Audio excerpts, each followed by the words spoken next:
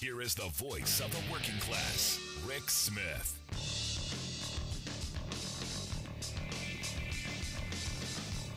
And welcome, brothers, sisters, working class heroes.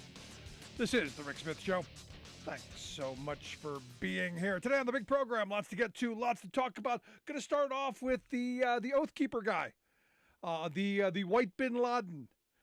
Stuart Rhodes, founder and leader of the Oath Keepers, sentenced today to 18 years in prison. I thought should have been double that. We don't often convict people of seditious conspiracy. You know, I always thought, growing up, sedition is one of those things where they drag you out back and, did what right-wingers want to do a lot of. In fact, was it South Dakota that brought back, or was it South Carolina that brought back firing squads? But here's the thing, this is one of those moments. 18 years, it's not nothing. It's a good start. Also, one of his cohorts, a guy named Kelly. Kelly Meg's his name. He's the leader of the Oath Keeper Florida chapter. He was found guilty, also 12 years for seditious conspiracy. And again, could have doubled that. Would have been perfectly happy with that. In fact, should have. These sentences should have been much greater. Should have been much greater. Now, end of the month, I understand potentially going to get this Enrique Tarrio. He was the former head of the Proud Boys. Yes, the Proud Boys. Going to be sentenced later in the year. He was found guilty earlier this month. We will find out what happens there. Now, this is the weird thing, because you've got a couple of presidential candidates. Trump said he would think about pardoning all these criminals. Ron DeSantis is now saying that he would consider pardoning all of these criminals and Trump. So this is the interesting part of this. The interesting part of this is he's by saying that he would pardon Trump, means that he thinks Trump did something wrong. Now, remember, this guy was a former JAG person, not JAG. I'm not going to do it. This guy's a former lawyer. He knows supposedly this stuff, and in his mind, Trump did something that worthy of pardon, and he would consider doing that just because he wants Trump's voters. Now, I just think it's hysterical that all of the right has bought into this. And I was sitting here thinking about this today, because this is one of those moments where, I guess being a little bit older, I remember what it was like 20 or 30 years ago.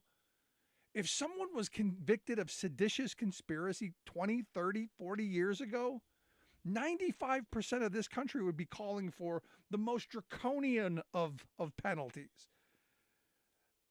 The 5% that would be the criminals. This is the weird space that we're in. Just because of the red hat or the blue hat, or he's behind Trump. He was trying to get Trump still in the White House. This is one of those moments where we're in a really screwy place. Because, I don't know, seditious conspiracy is a pretty big freaking deal that we used to, I think, maybe I'm wrong, but we used to be on kind of the same page on this stuff. And now the weird thing is you've got presidential candidates saying, not a big deal. We'll get rid of them. And it's this kind of weird both sidesism that's really screwing this country up, because there's no more right or wrong anymore, it doesn't seem. There's no more, they tried to overthrow the government. They should be dealt with appropriately. No, but they were doing it for what they thought was a good reason. They believed they were patriots, watering the tree. The tree of liberty, because they're patriots and they're afraid of tyrants. So they had goodness in their hearts. Nonsense. Wrong. They should be serving maximum sentences. And look, this is one of those things where I would want them put in Guantanamo Bay, or even if Jeffrey Epstein's former cell is open, send them there. Now the weird thing is, I couldn't help but think of, CNN having Trump give his little spiel, and now they're going to have Nikki Haley, and I guess there are going to be a couple of other coming down the road. Mike Pence is going to have one. My mind went to, when does CNN have Stuart Rhodes, the white Bin Laden, doing his announcement from jail? When does that happen? Because CNN's just lost their minds. And they're paying for it because everybody, literally everyone, is turning away from them. And this is the weird space that we're in. That there are no common. We hear a lot of people talk about common sense. Well, common sense is common. It's got to be common, held amongst most people, and we don't seem to have that anymore. It's really trying, because look, I get a lot of emails from people who want to, oh, you're lying, this would never happen, you're lying, you made this up. I'm going, no, it's right here. I source my stuff. For instance, they're saying, you're lying, you Republicans don't really want to cut Social Security, Medicare, and Medicaid, and food stamps, and social programs. They really don't want to take the food out of the mouths of children. They really don't want to do any of that stuff, except they do. How do you not go? It's here. It's in writing. The Republican Study Committee. It's in writing. They want to cut these programs down to virtually nothing. Where do you think the money then comes from to feed people, or to help the elderly stay in nursing facilities, or down the line of things that we as a society have said are what we agree on? I'm in this weird spot. And it's getting weirder. I mean, things are most certainly getting weirder. Like Ron DeSantis evidently doesn't even know how to pronounce his own name, which I guess was a story today. That he, I guess, has flipped and flopped and back and forth on how he pronounces names. Is it DeSantis or DeSantis? I don't know. It did remind me of a couple of years ago here in Pennsylvania, where I live. We had a gubernatorial candidate. His name was Dan Honorado. I even forgot his name. His name was Dan Honorado. And one of the ads that he ran on television was he was holding a card with his name spelled on it. He was pronouncing it for people. My name is Dan Honorado. And it was one of those things where if you have to teach people how to pronounce your name, you're probably going to lose. And sadly, he did. Now, DeSantis thinks, or DeSantis, whichever it is, he seems to think it's not going to be on names or any of that. It's going to be on policy. He's going to win on policy. And that he's a tough guy, except he's neither got the policy chops or the tough guy image. So gonna be fun. Gonna be fun to see where this goes. Now, the big Twitter launch that we talked about yesterday, wow, the reviews are in. Not good. Not good. The Telegraph, the headline was crackling voices that sounded like a pre-war wireless. DeSantis launch marred by Twitter shambles. Yahoo, DeSantis debacle. Twitter Spaces presidential announcement marred by technical problems. Reuters, Ron DeSantis joins White House race tripped up by chaotic Twitter launch. The Daily Beast, very online and very glitchy. DeSantis announces for president. Another one, DeSantis blows up on the launch pad. That was one of my favorites. And the thing is even the National Review jumped into this saying, it made no sense going to Twitter. So for me, it's one of those things where you go, it's those first decisions. I knew Al Gore was in big trouble when he ran for president because he chose Trader Joe Lieberman. I knew Barack Obama was going to fall short of my hopes and dreams of rewarding work and getting, labor legislation pushed through when he chose the guy with a couple of fingers from Chicago, Rahm Emanuel. You knew that was going to be bad, and so on. You see by the choices that they make, what kind of leader they're going to be. And I'll tell you, DeSantis is not going to be good. And I don't think he's got a snowball's chance of winning. Even if Trump does get indicted, which it's increasing like he might. We'll see. Now, there is a silver lining here for Democrats, at least. because now all of the attention is going to be off of Joe Biden and off of his inability to really get words out as well as he would like. All the attention is going to be on DeSantis and all the nonsense.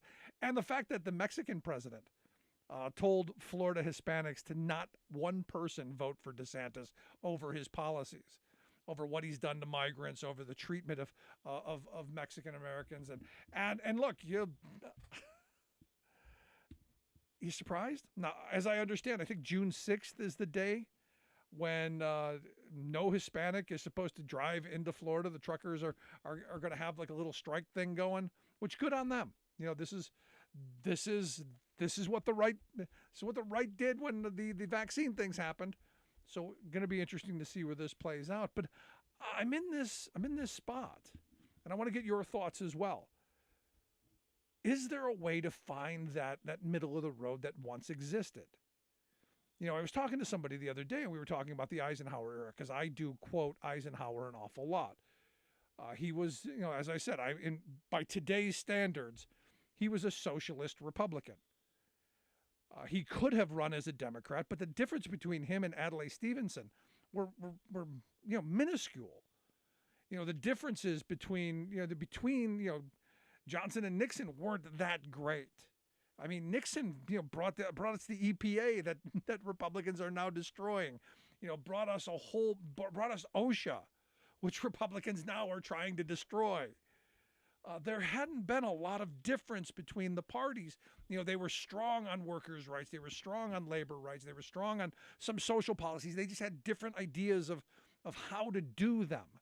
And this is where the mindset has always been. And I still want to believe that even Republican voters, not the leadership, not the people who are vying for their 30 seconds on Fox News or their attention for whatever nonsense clip they can throw out to go viral, but actual voting people.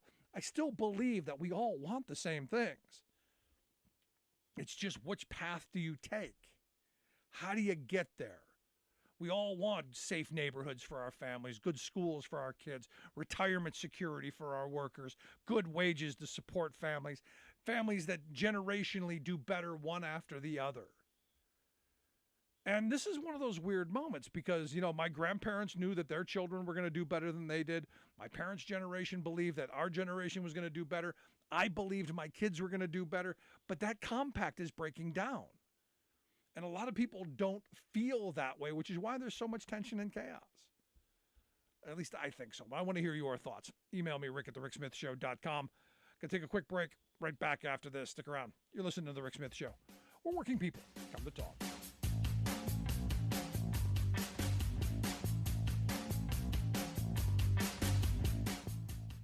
We are AFGE, the American Federation of Government Employees. We represent 700,000 federal and D.C. government workers who are the vital threads of the fabric of American life. We support our nation's military. We take care of our nation's veterans. We protect our nation's borders. We respond to our nation's crises and natural disasters. We provide services to our nation's seniors. The American Federation of Government Employees. We work for America. The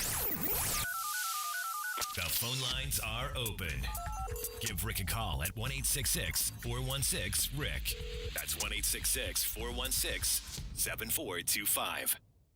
We are AFGE, the American Federation of Government Employees. We represent 700,000 federal and D.C. government workers who are the vital threads of the fabric of American life. We support our nation's military. We take care of our nation's veterans. We protect our nation's borders. We respond to our nation's crises and natural disasters. We provide services to our nation's seniors. The American Federation of Government Employees. We work for America. Welcome back to The Rick Smith Show. Now, here is Rick Smith. So here's some interesting news. Evidently, Kevin McCarthy, after the votes today, are going to let everyone go home, let the Republicans go home for recess. I know the Democrats will probably go too. The holiday, not much is going to get done. Yeah, go ahead, go enjoy the weekend. There's nothing going on. Don't worry. There's not the end of the economy and a global collapse and calamity going on. No, don't worry, the clock's not ticking. We can take a pause. It'll be okay. Yeah, let's go to the phones. Got Alice on one. Alice, how are you? Totally insane. How's that for you? Back to normal. I'm glad to hear. Yes. Well, I want to say, I really liked your southern accent drawl you was doing.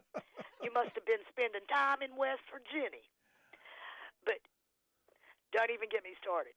But what I wanted to say was, you were saying, is there a way to draw us back together? And I honestly don't think so at this point, because the right wing has become so convinced that it's religion, the lack thereof, that's causing the issues, that it's these transgender people, it is the gays and lesbians, it's the other races. These are all the problems that are causing what they see as why they're not getting ahead, which, of course, it's complete and utter lies. The problem is they have become, to put it mildly, they're in another universe, and they've been brainwashed into believing things, and they're voting against their own best interest because, they're all crazy. Well, thanks for cleaning that up. I knew you. I felt you were going somewhere with that. Thanks for cleaning it up, Alice. Good stuff. Yeah. Well, I'm totally, like I said, I'm totally crazy again.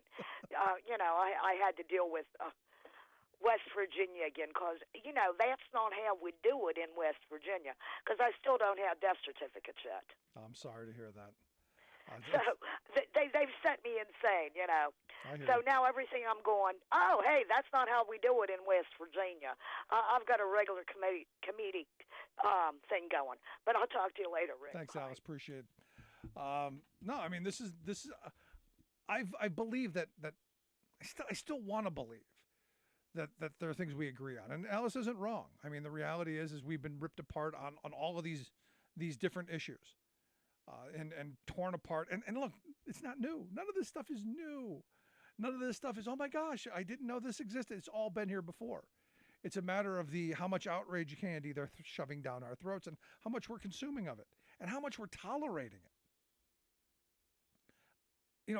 I said yesterday, and I got a bunch of people responding to my comments on the Target situation where, there are people who are going into Target harassing employees because there's something on the shelf that they don't agree with.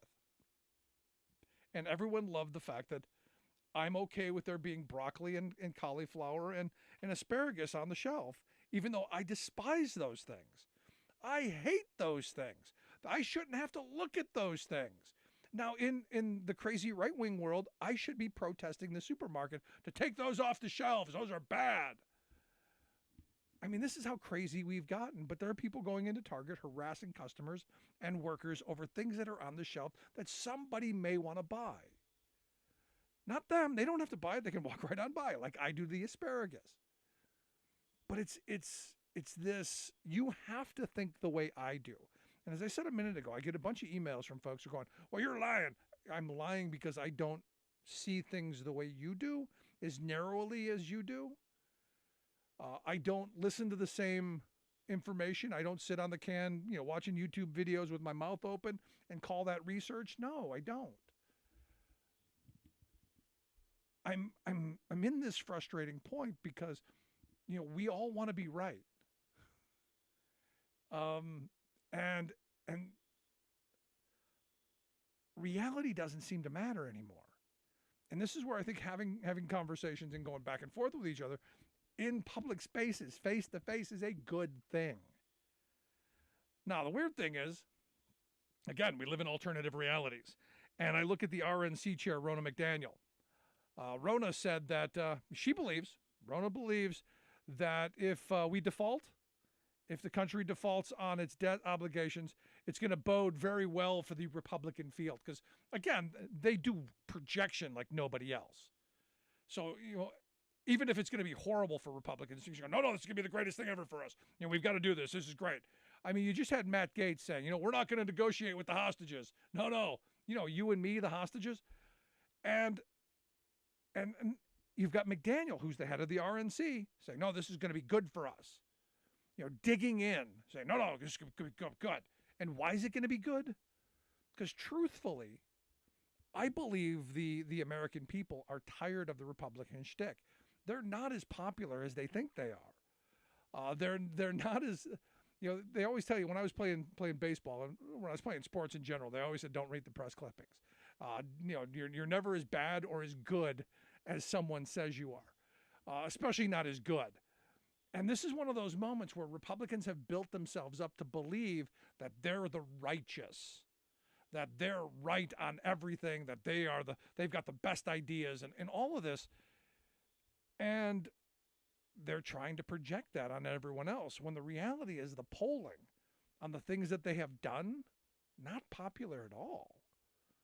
This pushing this anti-LGBTQ agenda that they're fixated on. I mean, seriously, they're fixated on what people are doing within the confines of their four walls with consenting adults, as if, and this is one of those weird things, if I can, just for a minute, because it's always interesting to me that the people who are, complaining about one thing and they're fixated on it, that's generally something that they're doing. So it seems to me, with all this fetishizing of other people's sex lives, there's something lacking in their own. This hyper anti-abortion position that the GOP has taken. It's odd how, when a congressman gets his girlfriend or his mistress into trouble, first club out of the bag is, hey, how about go get an abortion? It's really quite remarkable.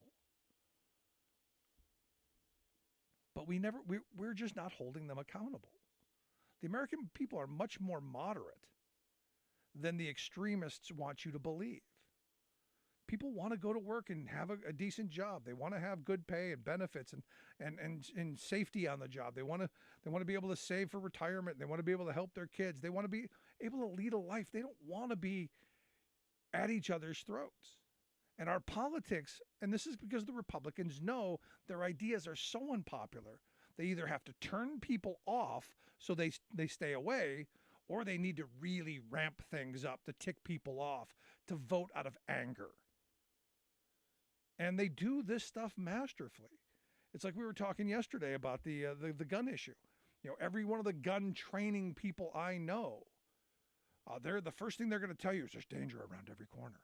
MS-13s around every corner. There's a gang of marauding, gang-banging thugs coming for your children. Carry guns everywhere. And if you hear this enough, if you saturate yourself enough with this fear, what do you think you're going to do? I mean, I know people who sit and listen to podcasts on how they can defend themselves and get away with it, and all the things that they should do when bad things happen, because bad things are going to happen and you've got to know what to do. It's crazy what we've allowed to have happen. All the while, you've got the Republican Party, who I say, Republicans hate working people. Look at what they do. Trying to destroy this country, trying to throw us off a cliff.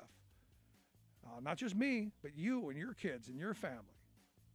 This debt debacle, this is ridiculous. These people are fiscally irresponsible and should not be allowed anywhere near a budget, let alone taking us this far down the road. I want to hear your thoughts, though. Email me, rick@thericksmithshow.com. I'm Rick Smith, and this is Labor History in 2.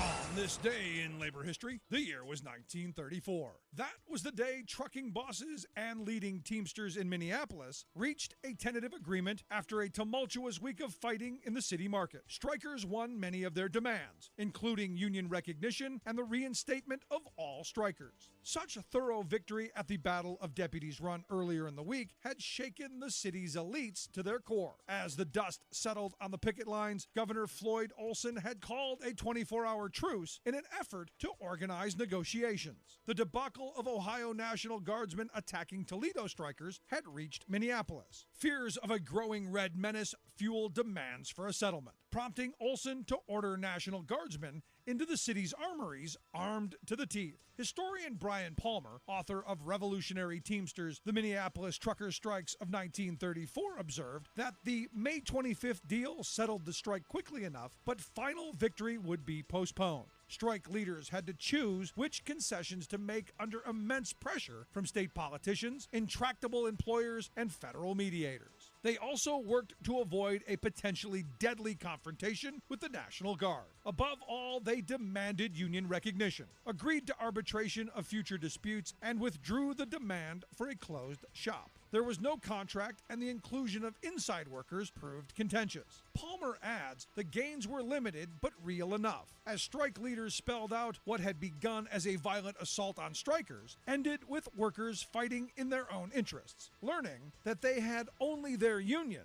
to rely on. The open shop offensive was defeated, and union recognition was won. In the weeks ahead, it would become clear the fight was far from over. For more information, go to laborhistoryin2.com, like us on Facebook, follow us on Twitter at laborhistoryin2.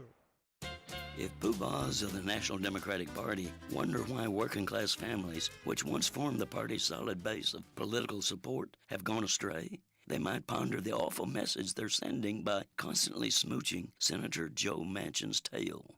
The multimillionaire West Virginia coal baron and anti-democratic Democrat is demanding that a massively polluting pipeline named Mountain Valley be rammed through rivers, watersheds, national parks, and down the throats of the people of West Virginia, Virginia, and North Carolina. Why? Money. The senator's fossil fuel funders, who own the project, want the federal government to mandate construction of their corporate boondoggle. For a decade, gutsy grassroots groups have rebelled and defeated these Wall Street profiteers, and the people of this Appalachian region are still adamantly opposed. But here comes Biden to rescue Manchin and his fossil fuelers with a dirty backroom deal overruling the will of the people.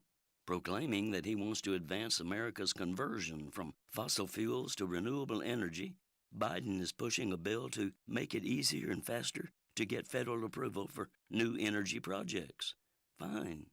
But his bill specifically greases the skids for more fossil fuel projects. And guess which one is the first in line for quick approval? Yes, Brother Joe Manchin's Mountain Valley Pipeline.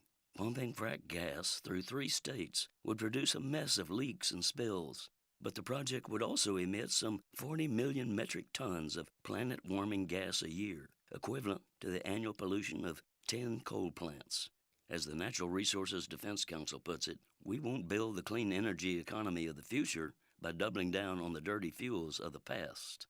This is Jim Hightower saying, for information and action on this raw deal, connect with Appalachian Mountain Advocates, appvoices.org.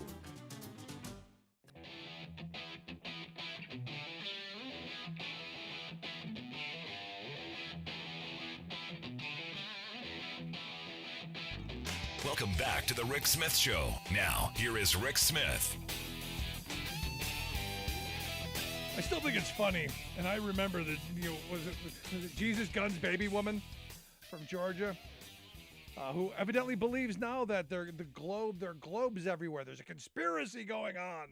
They want you to believe the world is round because there's just globes everywhere. Globes everywhere. Other than it just being completely ridiculous and totally outrageous, it's just sad. It's just sad. And here to share some thoughts on the top stories of the day, like this, like the Jesus Guns and Babies woman. I've asked our good friend Sarah Burst to come talk with us. Sarah's a reporter over at Raw Story, rawstory.com, the website. Sarah, thanks for taking time for us. Hello, happy Thursday. Jesus Guns and Babies. I wonder how many people have watched those Elon Musk rocket launches.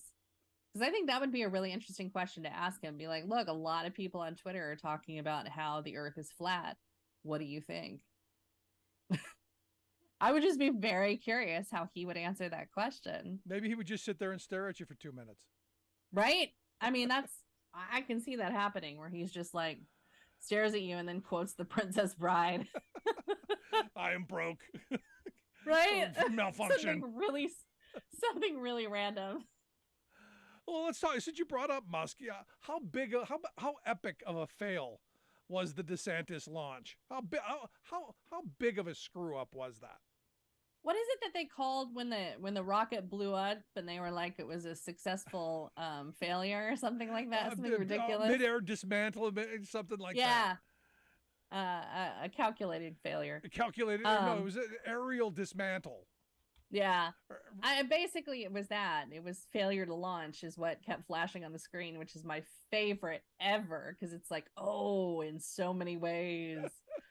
In so many ways. Oh. And I mean, what they kept saying is, oh, we have so many people that are on this, and that's why it's crashing. And it's like, there's 700,000 people on it, and you've got, was it like 100,000 or 100 million people use Twitter? So I'm concerned if your platform can't handle 700,000 people at once. Yeah, because what did someone say? Like 800,000 people watch, kittens riding watermelons or some stupid nonsense like that.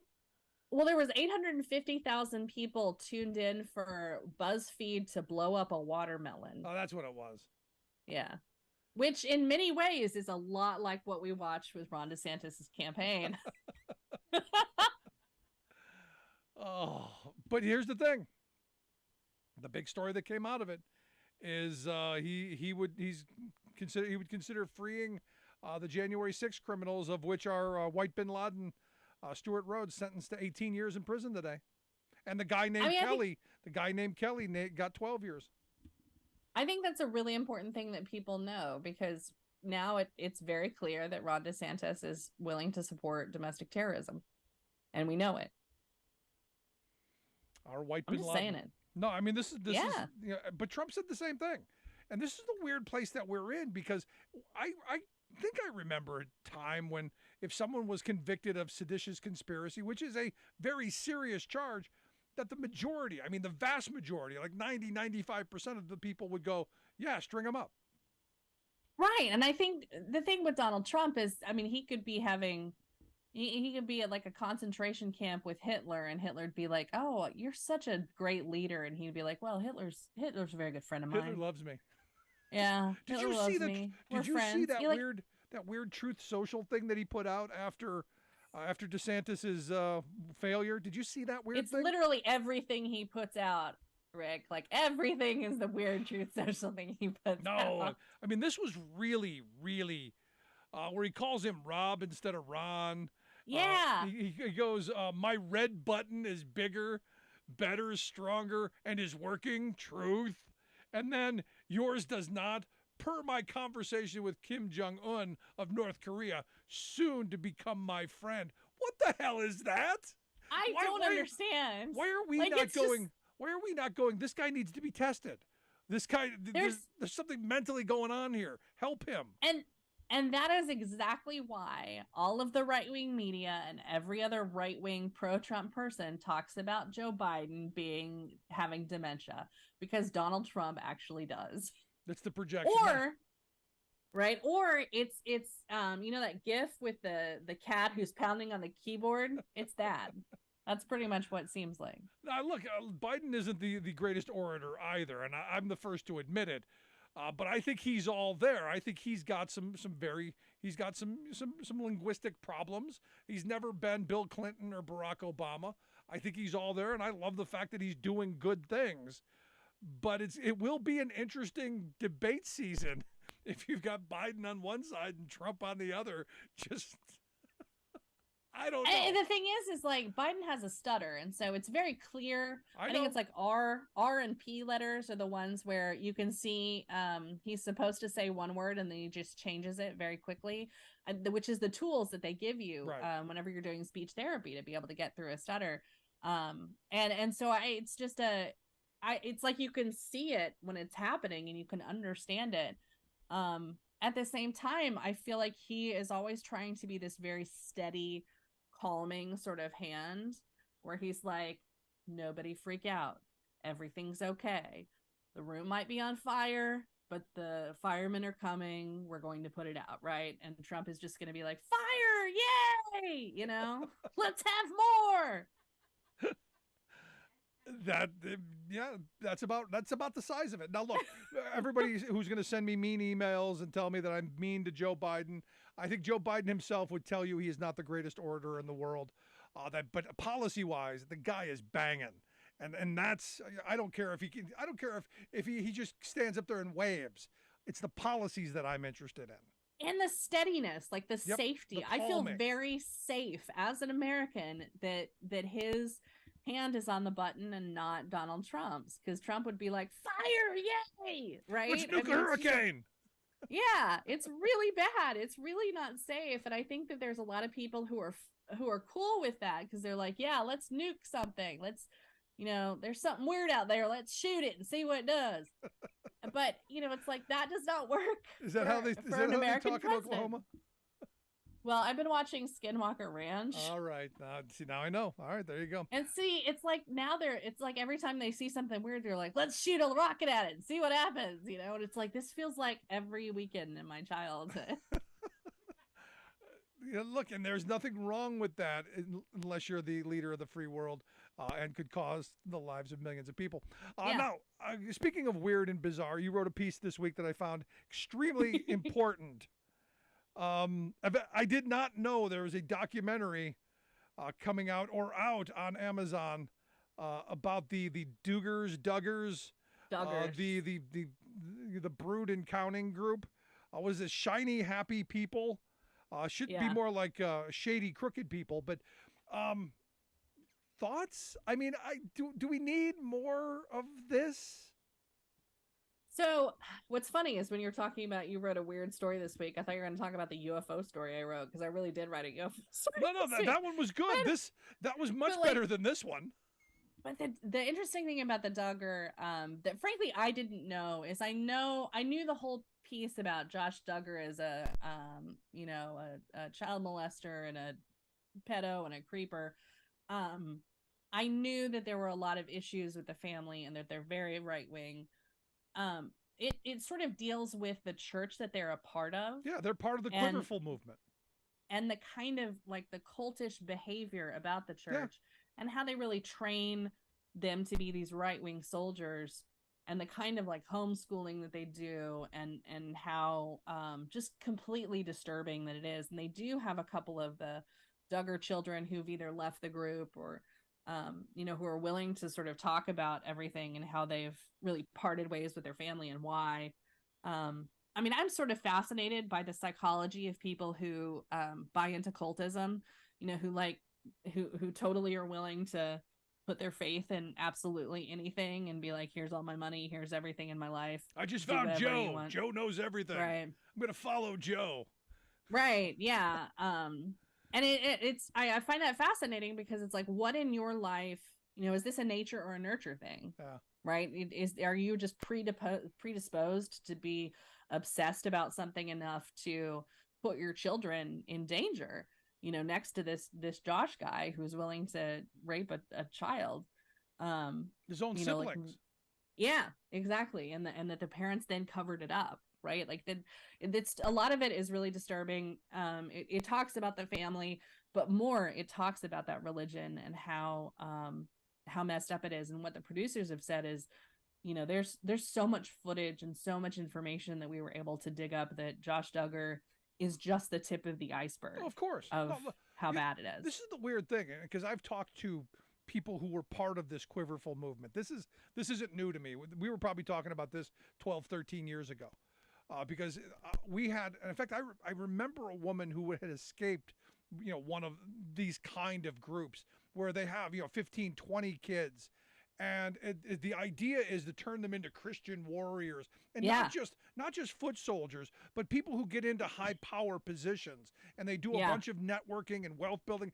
And weirdly enough, lots of tax dollars go into this, and this is where a lot of the voucher school stuff comes, and the alternative spending that I know in this state, the crazy religious people want the state to pay an individual number per kid, so that they can homeschool and be paid by the state to pump out 20 kids, so that they can make a huge amount of money off of them. So for me, this isn't new, and this is another reason why I say you need a license to get a dog, but any idiot can be a slip and slide and have 19 kids. Here it is. Yeah, exactly. And you talk about the voucher thing. Texas state Senate just passed the most pro voucher bill that puts something like $500 million into vouchers and cuts their education spending by insane amounts. Oklahoma just pushed through a voucher bill too. And it's like, you look at, I think the Texas one would give $8,000 per pupil to a family per year. And you look at the average cost of private education, and it's like 11,000. No, it's more than that. No, look, I remember when here in this state, we had a Republican representative, a guy named Mike Fulmer, who oddly enough got himself into trouble having some interesting stuff on his computer. What do you know? I'm not gonna get into what it was, but it was interesting stuff. They were kids. He had a voucher bill, and I asked him. I said, "Okay, so if I get this golden ticket, you give me this voucher. I've got this golden ticket. Can I take this and take my kids to Abington Friends School in Philadelphia, which I know is about $50,000 a year to go to kindergarten?" And he said, "Absolutely." And I said, "They got to pay all of it, transportation, all of it." "Absolutely," he said. He was trying to get me to believe that I could have this golden ticket and send my kids there, when the reality is his own bill that he obviously didn't write or read was only the amount that the school district that you live in pays. So what it was, really all it was a huge handout to rich people who were already sending their kids to those places, giving them a massive handout and stealing from the local public schools. Perfect way to destroy public education. But also they wanted to go further. Like I said, they wanted to put that money in a backpack. And you could go to a private school, you could go to a charter school, you could go to a magnet school, or you could go to homeschool. Yeah. And that's the fantasy. That's the goal here. Where you can basically have your own cults doing your own education for a bunch of kids, and then get the state to fund all of your money. Yeah, it's brilliant if you stop and think about it. You're listening to the Rick Smith Show. We're here with Sarah Burris. Sarah's a reporter over at Raw Story, rawstory.com, the website if you want to check out her work. I got to talk about this though, because you can't talk religious cult and horrible education without talking about evidently the new GED math. Maybe you wrote the story on the GED math. Evidently, contraception is too expensive, but having a kid is cheaper. Yeah. So Lauren Boebert, I know Lauren Boebert, bless her heart, decided that it was more expensive to get birth control than it was to have a child. And I'm like, my birth control is free. Do you really not know how much it is? She's got 4 kids and she's about to go through a divorce. And it's like, dude, do you not understand how much money we're talking about here? GED math. I mean, this is, it's all I can come up with. And the scary thing is this woman's sitting in Congress, because my first thought was, okay, let's just cede the fact that it was going to cost her the $3, which is too much money in her view. Let's say it was going to cost that. She's in a position to change that. She could, I don't know, there's this vehicle that they use in the place where she sits to change things. What's it called again? Oh, yeah, a law. She could write a bill and turn it into a law to make contraception free everywhere, and not just in the handful of places that have expanded Medicaid. Well, there's that. The other thing, though, is it reminds me a lot about the time that she tried to get $30,000 in mileage reimbursements for her campaign, right? And it's like $30,000 for the amount of miles that you would get would mean that you went around the earth like 18 times or something like that. And you're just like, wow. I mean, I am bad at math, right? Like, I walk around my life being like, I was told there would be no math, right? This is just embarrassing. That's like, GED you are math. Humiliating yourself. This is Boebert GED math. I mean, it's all I can come up with. Because I heard her say this, and I had to hear it again. I played it like 3 or 4 times going, is this really coming out of her mouth? Because at the end of it, she kind of jokes, my team's going to be upset, or my team's going to, I forget what it was about the team, because she knew what she said was really dumb. Yeah. But she couldn't help herself. She needed the attention. Can you just imagine the chief of staff just like banging his head on the desk like over and over and over again? Like, why? Why do I work for this member? Yeah, she's a member, all right. Although I guess, the sad reality is I'm sad for them. There's a breakup there. I guess her and the husband are Splitsville. I guess he was beating up the kid. or maybe not. Thoughts? I mean, the kid was screaming and calling 911 and saying my dad is throwing me around the room, and Lauren Boebert said, hang up, he's fine, and it's like, what? I don't understand how that works. There's going to be a record of it. Yeah. Now my favorite part that it's was, already out there. Yeah, my favorite part was the kid goes, "We've got guns, but I don't think he'll use them on me." Right? Yeah, like that was the thing. They're like, are there guns in the house? Do you feel unsafe? And he's like, well, there's a lot of guns in the house. And it's just, it's so sad because, again, like we're in this situation with these people who are crazy and we like to make fun of them, but there are 4 kids here that she's got to deal with. And now, I mean, she's going to be gone, right? All week long. She'll be home for the weekends, maybe. And she's got 4 kids that she's got to raise. Yeah. And she's leaving her husband. And it's like, I don't know. I don't know how you do that. That's the thing, right? Like it's hard enough to be a single parent, but to be a single parent in Congress is just like impossible. Well, I mean, she got enough cash flow coming in. She can have someone else raise them for the time being. But here's and maybe that's the safe option, and right? Maybe that is the safe option because as I was reading through this, and look, it's a chaotic situation there. It appears from the outside, and I don't claim to know all that's going on, but I do know gun fetish people. Yeah. And I was thinking about the story of the woman here in Reading, not too far from here, who was a gun fetish person who, went through this, got her 15 minutes of fame because a county sheriff took her gun away, and because she took her gun to the local soccer game with 6-year-olds all over the place. So for about 15 seconds, she was NRA, hero of the month. And it turns out that while she was on the computer doing whatever she was doing, the boyfriend, husband, or whatever they were, just walked up behind her, took the gun off out of the holster that was on the chair, shot her in the back of the head. And when there are guns, that many guns laying around, bad things tend to happen in the heat of moments. And it sounds like there's some heat there. And for sure, Jason Boebert has some serious anger issues. They have so many complaints from neighbors about him, speeding off through the neighborhood, running over mailboxes, threatening the neighbors. So imagine if that is your life inside the house and that's your everyday. Yeah, it's gonna be weird. Finally, I want to get your thoughts on Jim Jordan. Why? I was expecting so much. Comer, same thing. I was expecting, the weaponization committee. I was expecting there's a whistleblower out there, or multiple whistleblowers, or who knows, or maybe there's not a whistleblower. There's all their bank accounts out there. There's so many of these claims and comments and stuff that Biden's a criminal. It's all this stuff's out there. Why aren't we seeing anything? Because there's nothing there. I mean, Comer's already asked for his 90-day extension to try and find more stuff.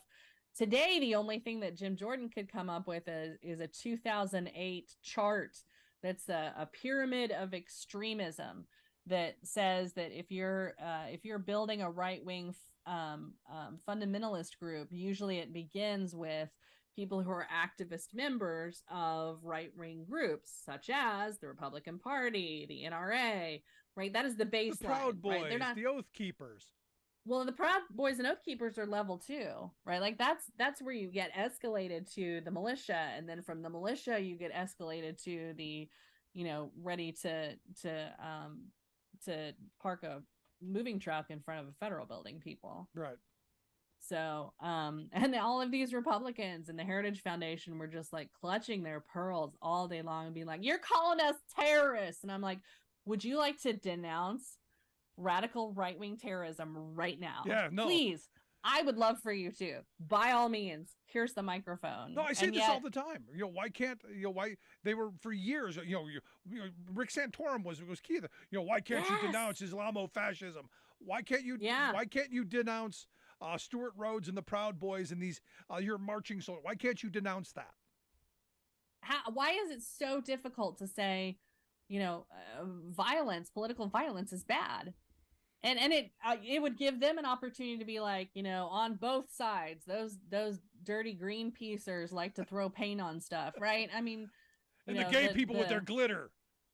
Yeah, the gays, they got, that glitter gets in everything, and that's just evil.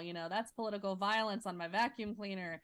So, I mean, like, it would give them an out, but even that they can't do. They won't do it. I mean, you know, why is it you love violence that much? No, violence works. I mean, if you watch, have you been paying attention what they're doing at Target? You get these idiots walking into, here's my question. Why does this stuff never happen in front of me? You know, why don't these idiots ever entertain me? Because I would love to play with them for an afternoon. Yeah. They always go after women for the most part. I mean, the one with the Target, it was a woman worker they were berating. But here's the thing, and this is where my mind is. If you don't like the stuff that's on the shelf, you can walk by it. I've learned that there's going to be broccoli and asparagus in the produce aisle. I hate broccoli and asparagus. I turn my head and I walk by. It's not hard. We can do it. We can do it. These are very special snowflakes, Rick. They get very triggered by broccoli.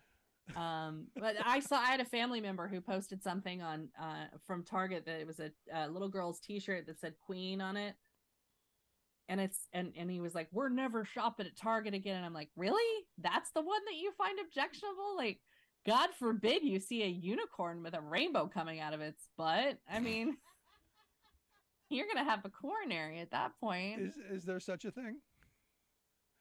Perhaps. I don't know. But I mean, the thing is like all of those little girl, you know, clothings that are like pink and purple and say princess and stuff like that on it. Like, what do you think that is? Do you think that means drag queen? That's not what anybody's talking about. Like that. Come on, dude. No, that's how we indoctrinate girls to believe, Clearly. Yeah. I mean, if that's where if your mind is all about grooming and indoctrination, you know, pinks for girls, blues for boys. I mean, that's how I was indoctrinated. I don't get it. Calling some little girl a queen or a princess is not. I mean, I don't know. Maybe I'm wrong. But see, I like glitter. So yeah. But here's the thing, and this is my point. My point is violence works. The greasy wheel always gets, or the squeaky wheel always gets the grease.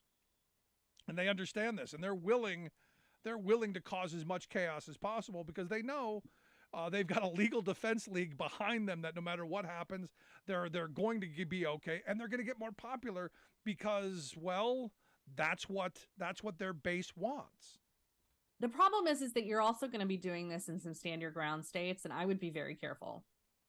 I mean, we've had this conversation before about how scary it is. Like in DC, everybody honks their horn all the time. In Oklahoma, you honk your horn, you might get shot. If you have some of these people like trying to hassle people in Target and they feel threatened, they have guns. They will shoot you. Which is why they pick on women. Yeah, probably. But my mom's got a gun in her handbag. She's walking around packing all the time. Freaks me out. Like, you know, Louis Vuitton on her shoulder, and she's got a handgun in there with a pink handle. I swear to you. Thank you for that one. Right? Like, oh, Lord. Well, but, you know, yeah. Good times ahead. And this is where, as I said yesterday, this is where we can finish. You know, they are the loud, they are the squeaky wheel, but they are vastly the minority. And this is where the silent majority has to stand up, has to speak out, because the way you deal with bullies is you gather together and you put them in their place. And I think that's where we have to go. Or you throw glitter on them. Or see, I'm not in the throw glitter clan. I'm not there. I know some people like that. I'm just not there. But I get it. I get your take. But Sarah, appreciate the time as always. Good stuff. Have an awesome weekend. You too, our good friend Sarah Burris. Make sure you check out the work that she does over at Raw Story. Rawstory.com, the website. We'll take a quick break. Right back after this. Stick around. Listen to the Rick Smith Show. For working people. Of the talk. Tonight, most of the island is without power, and officials say they're only just beginning to survey the damage. Super Typhoon Mawar slams into Guam. Global heating could expose billions to unlivable temperatures by 2100. Plus, stop right now. No more oil and gas. Stop running fossil fuels and end this madness. Climate activists disrupt oil industry shareholder meetings. In song. All of those stories and more straight ahead from BradBlog.com. I'm Brad Friedman. And I'm Desi Doyen. Stand by for 6 minutes of independent green news, politics, analysis, and snarky comment. My friends across the aisle, the Grand Appliance Party is going to make sure your gas stove goes nowhere. The good news for you today is that if you have to shutter your business because the country defaults, your gas stove will still be there. Oh, I feel much better.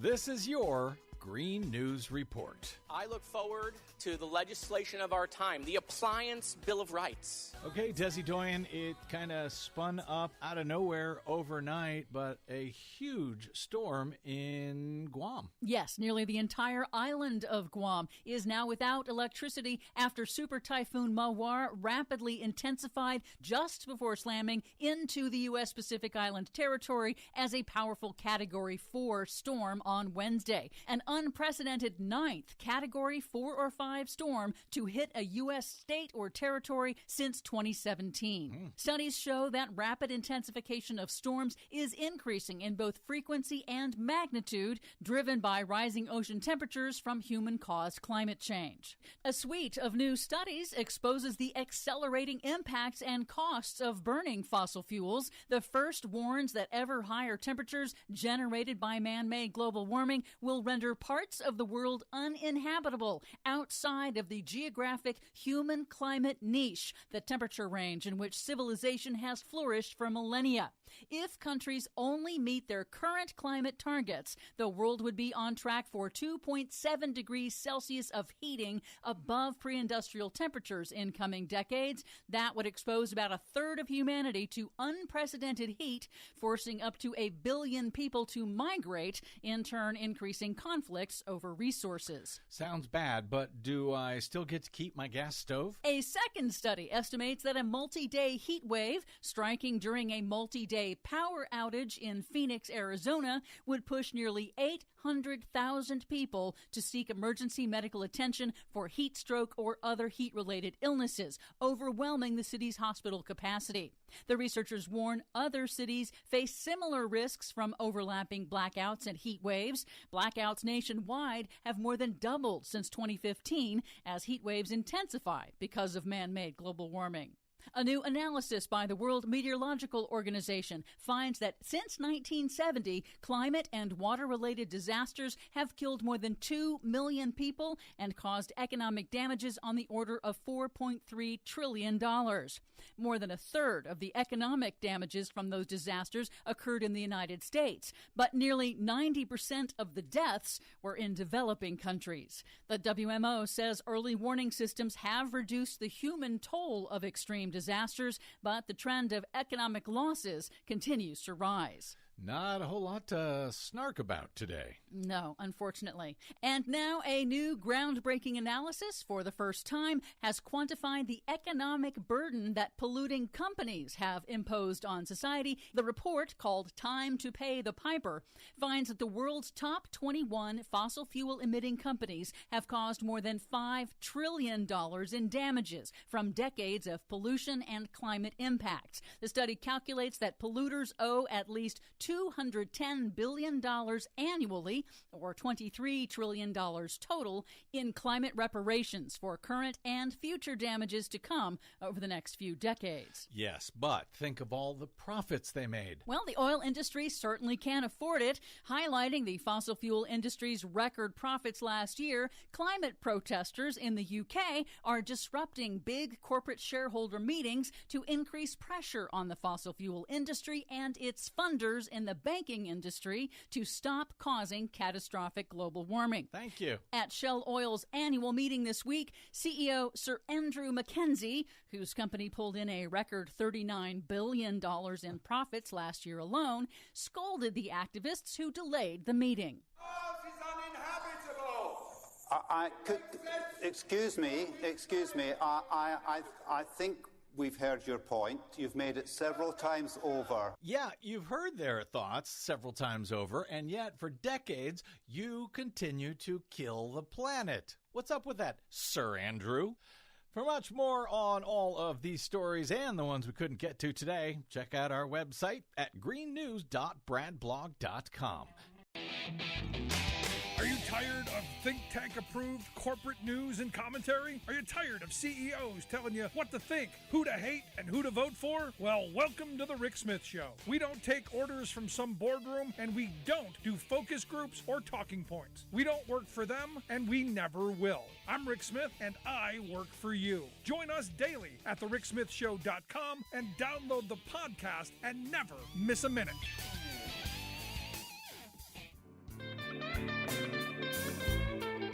Welcome back to the Rick Smith Show. Now, here is Rick Smith. So about a month ago, you may remember, I was in Washington, D.C. for a Patriotic Millionaires event. And they have a conference every year, and they go through, this is what we're doing, this is what we're working on.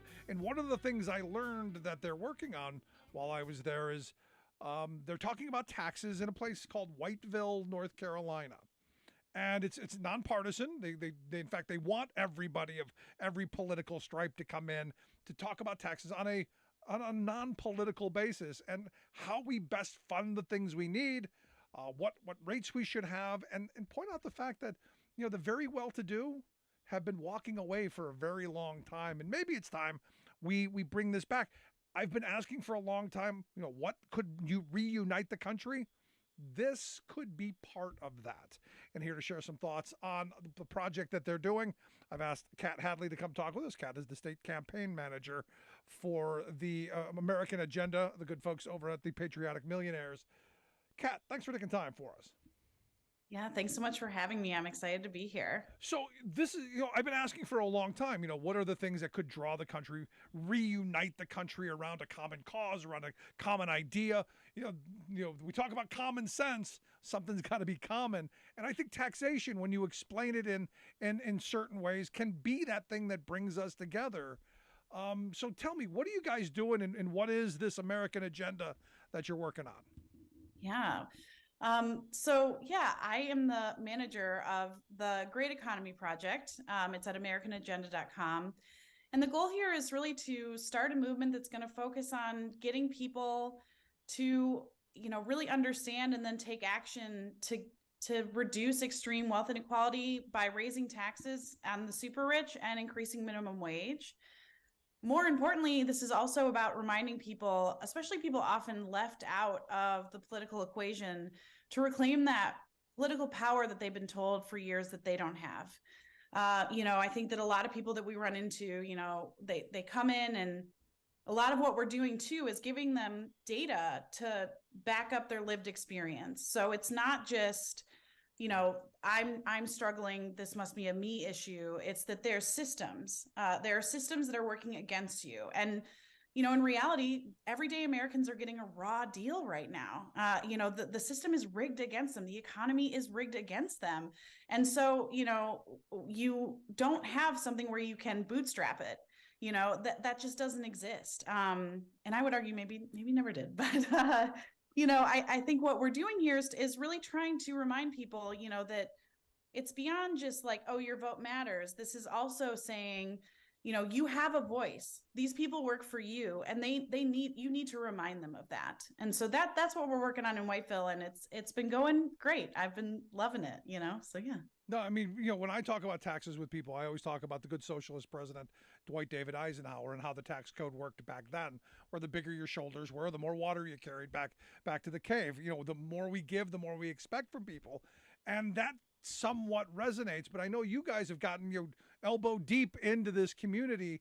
You hold events, you hold these meetings, you bring people together, and you've actually gotten them to go out and carry on the message and create little activists, because I know you guys are coming out with a movie that I cannot wait to see.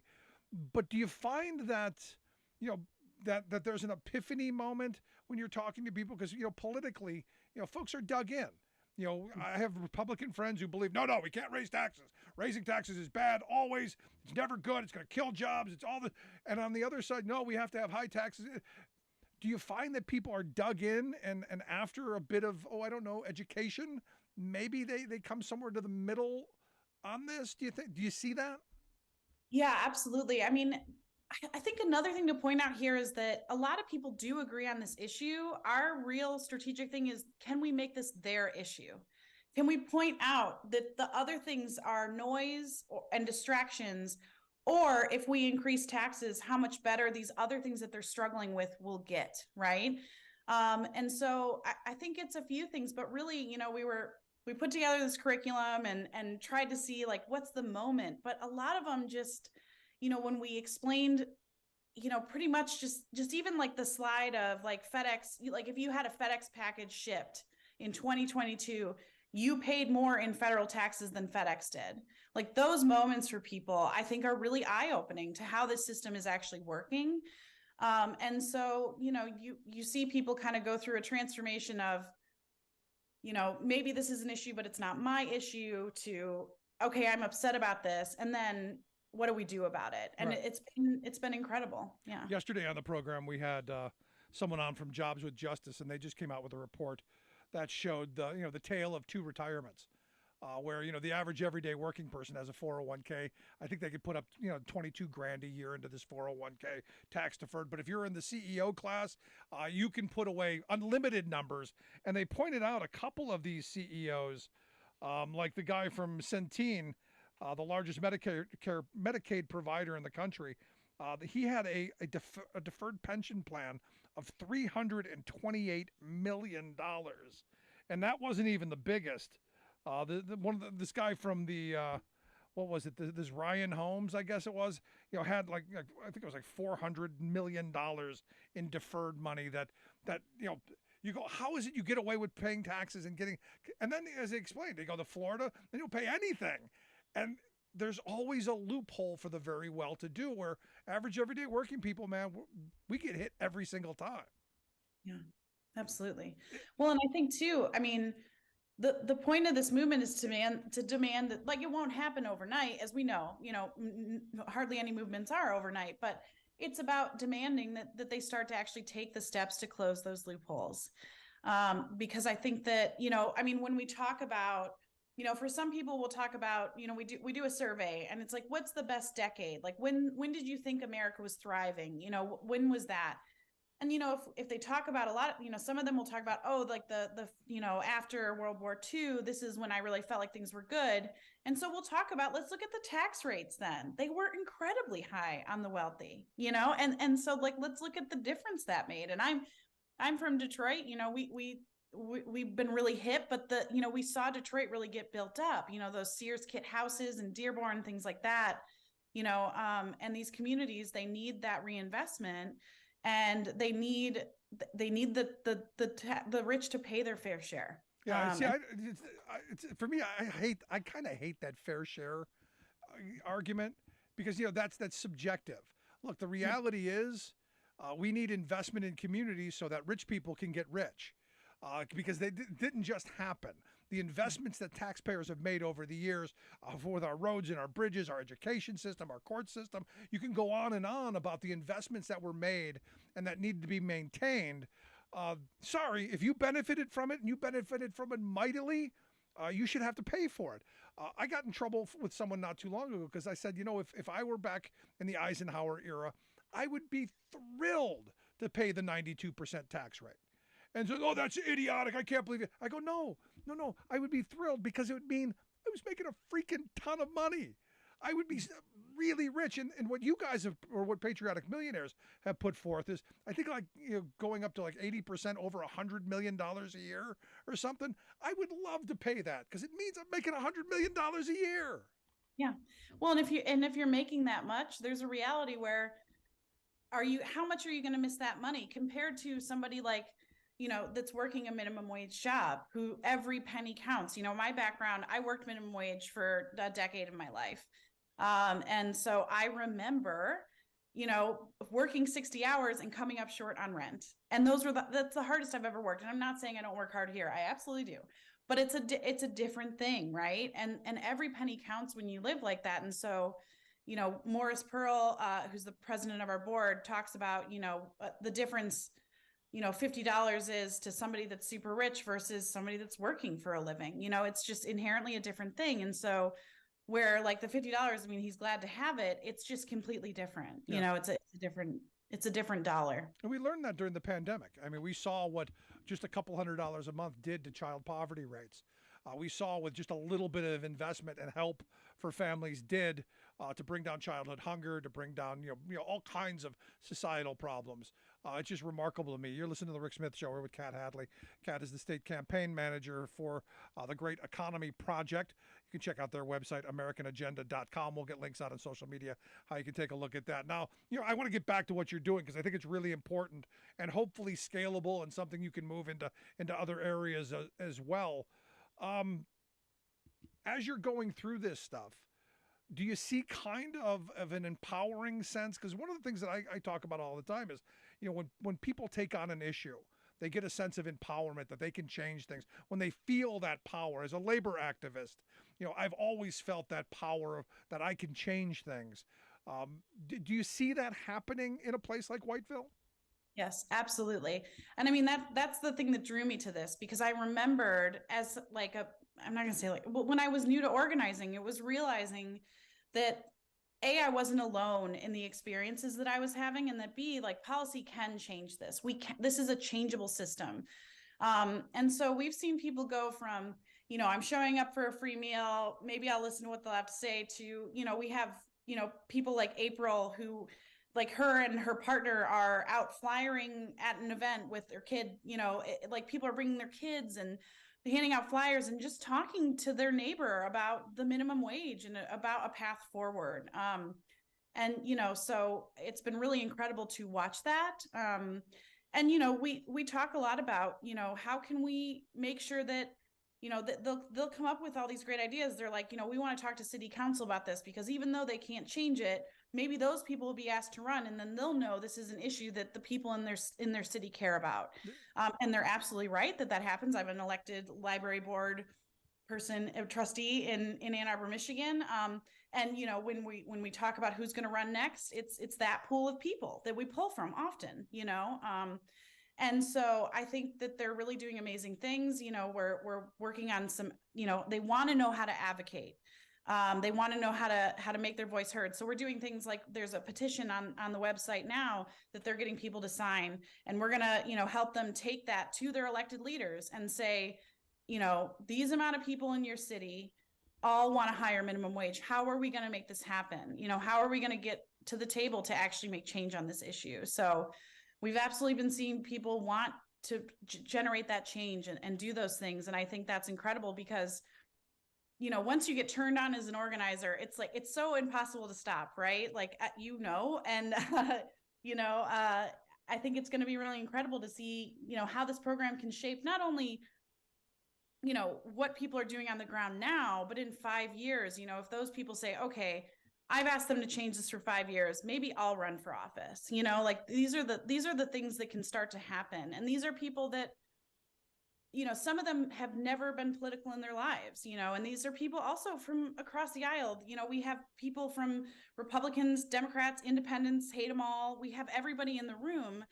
And when we focus on the economy and how this impacts them and how this can improve, we're not seeing a lot of that tribalism, all that stuff that we're told over and over again. I mean, there's so many things. I came in and I thought, oh, well, a lot of people will think that they'll be millionaires someday, so they won't want these tax systems, because that's something that I've heard through polling and other places. We've never heard anyone say that, and we have people that are staunch Republicans saying it should be $18 an hour minimum wage in Whiteville, North Carolina, and no one's ever been like, I am against raising the minimum wage. We've never run into that. No, we just get conservative politicians who do that. So now you're currently in Whiteville, North Carolina. You're going to expand this. I understand going into where I'm at in Pennsylvania, also into Wisconsin. And I'm curious, what do you expect to find in those areas? More of the same? Any thoughts of the differences or similarities? Yeah, I mean, so I think it's going to be really interesting what we find as we move forward. I'm really excited for Wisconsin, especially because I'm in Michigan, so I can pop right over. But I think we're gonna, there it might be slightly different. But the thing is, most people agree on these issues, and I think want that empowerment and that sense of empowerment. So, there's a chance that if we when we're moving forward, we're picking smaller towns on purpose. We want people where if you told one person, 10 people heard it. That's what we're looking for. And so I think it'll be really interesting to see how that scales and grows. We also have an online cohort for anybody that would want to join. We're starting that up in June really quick. You can go to americanagenda.com and sign up and learn everything we're talking about, and go through the program yourself. And so it'll be interesting to see how that goes. In Wisconsin, I think from what I'm looking at, it's a little higher income. So, maybe the taxes will be more of the focus than the minimum wage will be. But, honestly, who knows? And it's an exciting No, it's process. exciting what you're doing. And look, I'm looking forward to taking the online part of it and participating in Pennsylvania where I can. Because I think this is one of those issues, and I talk about this all the time.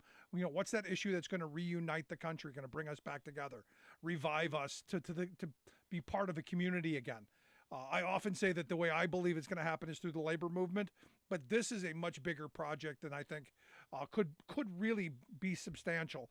And I hope folks will check out the website americanagenda.com. We'll get links out on social media. You can take a look at that. Last question I've got for you.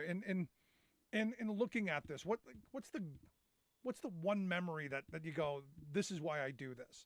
Is there one story, one thing that pops out at you as, oh my gosh, I didn't think this was going to happen. This was the most memorable moment in this. Well, I feel like I'm very lucky in that there are many that come to mind. But I think seeing, we've been lucky enough to have a documentary crew follow us. Right. So one thing that was really interesting was, I have the perspective as an organizer working, soup to nuts with these people, and seeing that growth in that way. But to watch them in this documentary go from, like I think of like Evelyn, who's in our cohort, where, it's like, she's there, she's nice, she's saying hi, whatever.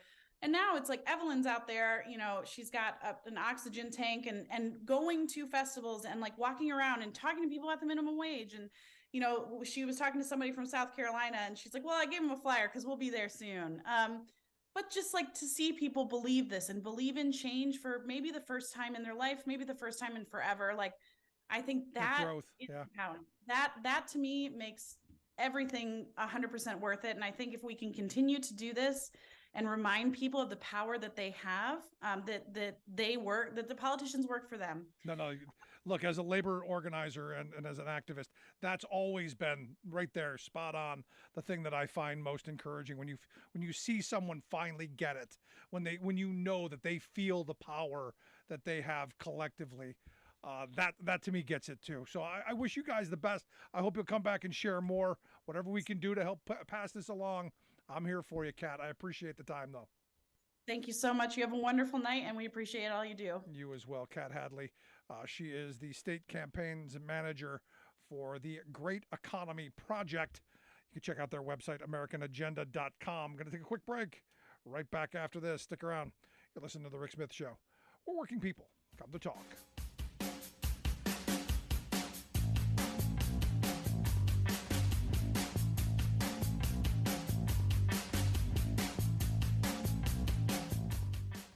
We are AFGE, the American Federation of Government Employees. We represent 700,000 federal and D.C. government workers who are the vital threads of the fabric of American life. We support our nation's military. We take care of our nation's veterans. We protect our nation's borders. We respond to our nation's crises and natural disasters. We provide services to our nation's seniors. The American Federation of Government Employees. We work for America. We are AFGE, the American Federation of Government Employees. We represent 700,000 federal and D.C. government workers who are the vital threads of the fabric of American life. We support our nation's military. We take care of our nation's veterans. We protect our nation's borders. We respond to our nation's crises and natural disasters. We provide services to our nation's seniors. The American Federation of Government Employees. We work for America.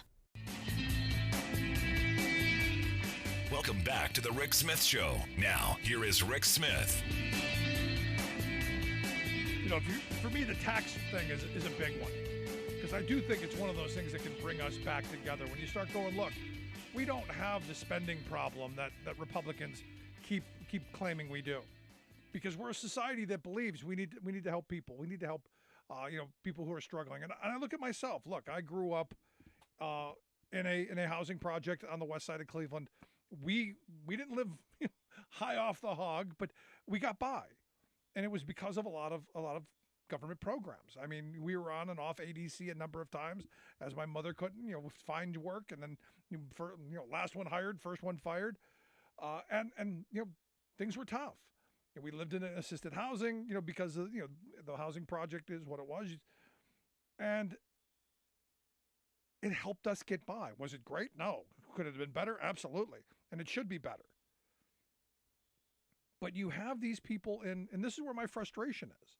My frustration is that you have these folks who would kick people while they're down. They thinking that life, on the dole is some, wonderful existence. It's not. Sorry, it's not Club Med. It's hard. It's difficult. It takes a skill set. And I think a lot of people during the pandemic figured out it's hard to be poor. It's hard to navigate these social programs. It's hard to jump through the hoops. It's hard to swallow your pride and dignity. But at the end of the day, you've got to do a lot of these things because you got to support your kids. You got to keep a roof over your head. And what's frustrating to me is you have these Republican leaders who that's all they want to talk about is slashing and burning that. Never about, hey, how do we have a tax code that still rewards work and wants people to work, but that distributes wealth in a way that benefits society as a whole. And I know, you're talking about redistribution of wealth, and I'm going, yeah, I do. As a labor person, and this is why when people remember the 50s and the 60s, and they remember it positively because wages were higher. Working people got a bigger share of the economic pie. The CEOs were making maybe 20, 30 times that of what the workers were making, not 300 or 400 times.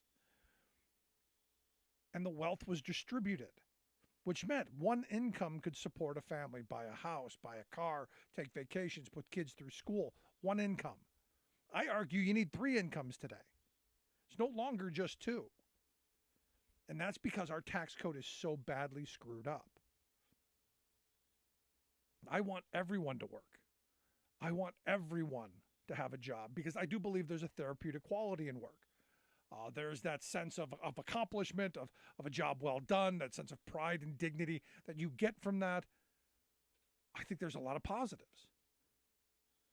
But to say, well, we're going to have an absolute mandate and everyone has to work.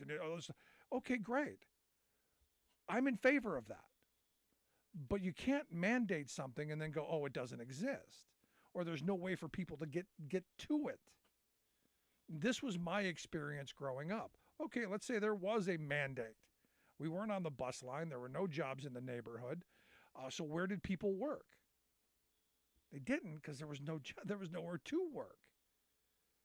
Now, if you're going to mandate that, don't you have to have the mechanism to ensure that their work is available, that people are able to get to it, that they have childcare, that all of the things that I think a lot of us in the middle class world take for granted, the invisible capital that we assume everyone benefits from, and sadly a lot of our poor and struggling don't, especially low-wage workers, because the other part of this is the majority of people who do get help from the government actually work. That's the weird part of this. It's just that they make such low and crummy wages that they qualify for these benefits. What I say is you raise it up so that they don't qualify. Raise their wages. Make it sufficient that corporations are paying the freight and not taxpayers. And this is where I come back to my belief in labor unions. Give people the ability to join and form unions, fight for better wages, hours, conditions, and the dignity that comes with it. It seems like something that could revive us, could reunite us, if only we were to reunionize, rejoin each other in the public square. I want to hear your thoughts. Agree, disagree? Have I lost my mind? Rick at thericksmithshow.com. Quick break. Right back.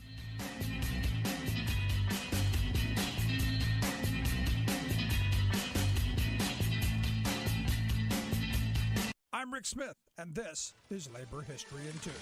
On this day in labor history, the year was 1986. That was the day that more than 5 million people participated in Hands Across America. The event was organized to raise money to combat the problems of homelessness and hunger in the United States. People agreed to donate $10 to stand in their place in line for 15 minutes. The line was supposed to link people hand in hand from New York City through 17 states to Long Beach, California. The event gained support of corporate donors, including the Coca-Cola Company and Citibank. Initially, the plan drew the ire of President Ronald Reagan, who claimed, quote, "I don't believe that there is anyone going hungry in America by reason of denial or lack of ability to feed them. It is by people not knowing where or how to get this help." The president refused to acknowledge how factors like the loss of industrial jobs and the decline of labor unions contributed to families having hard times making ends meet. Eventually, President Reagan got on board, forming part of the chain in Washington, D.C. He was joined in line across the country by everyone from Oprah to Chewbacca and Mickey Mouse. The event was projected to raise $50 million, but not everyone turned in their pledged contributions, and staffing costs ate into profits. In the end, the project raised about $20 million. In 2015, the U.S. Department of Housing and Urban Development reported that there were more than 500,000 people homeless in the United States.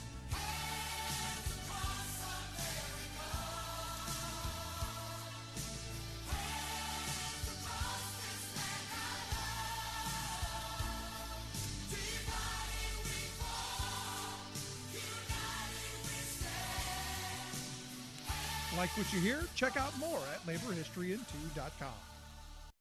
If poobahs of the National Democratic Party wonder why working class families, which once formed the party's solid base of political support, have gone astray, they might ponder the awful message they're sending by constantly smooching Senator Joe Manchin's tail.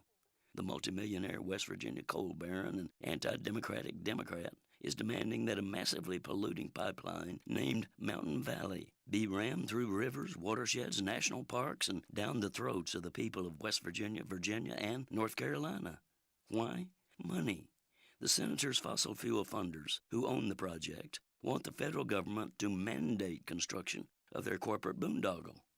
For a decade, gutsy grassroots groups have rebelled and defeated these Wall Street profiteers, and the people of this Appalachian region are still adamantly opposed. But here comes Biden to rescue Manchin and his fossil fuelers with a dirty backroom deal overruling the will of the people. Proclaiming that he wants to advance America's conversion from fossil fuels to renewable energy, Biden is pushing a bill to make it easier and faster to get federal approval for new energy projects. Fine. But his bill specifically greases the skids for more fossil fuel projects. And guess which one is the first in line for quick approval? Yes, Brother Joe Manchin's Mountain Valley Pipeline. Pumping frack gas through 3 states would produce a mess of leaks and spills, but the project would also emit some 40 million metric tons of planet-warming gas a year, equivalent to the annual pollution of 10 coal plants. As the Natural Resources Defense Council puts it, we won't build the clean energy economy of the future by doubling down on the dirty fuels of the past. This is Jim Hightower saying, for information and action on this raw deal, connect with Appalachian Mountain Advocates, appvoices.org.